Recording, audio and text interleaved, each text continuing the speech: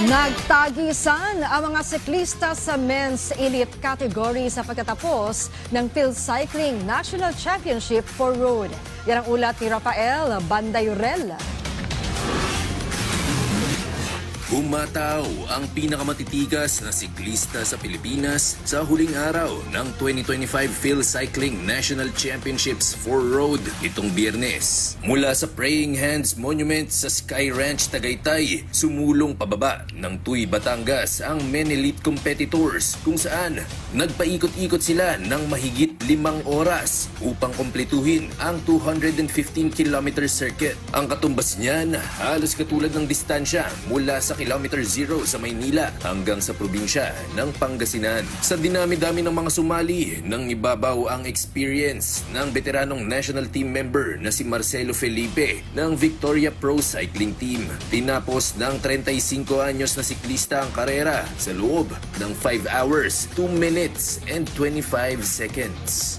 Ang pinaka-challenging na ito kasi yung distance, siyempre di naman siya ganun kahaba.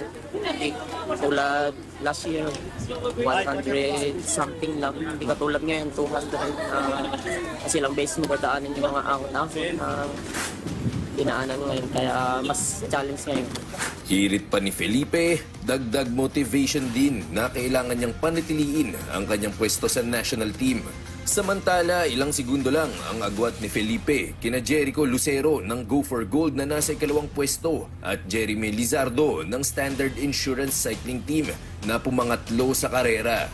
Masasabi ko lang po, syempre masaya po kasi kahit papano sa haba ng ruta po natapos po namin ng may maayos na resulta po.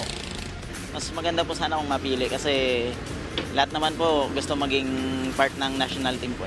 Sa unang pagkakataon din, nakatambal ng field cycling ang National Anti-Doping Organization o FINADO upang panatiliin ang integridad ng sport ng cycling sa Pilipinas. Dito na nagtatapos ang National Road Championships ngayong taon, pero di rin magtatagal ay magbabalik sa aksyon ang field cycling dahil sa Abril, aarangkada na ang Tour of Luzon.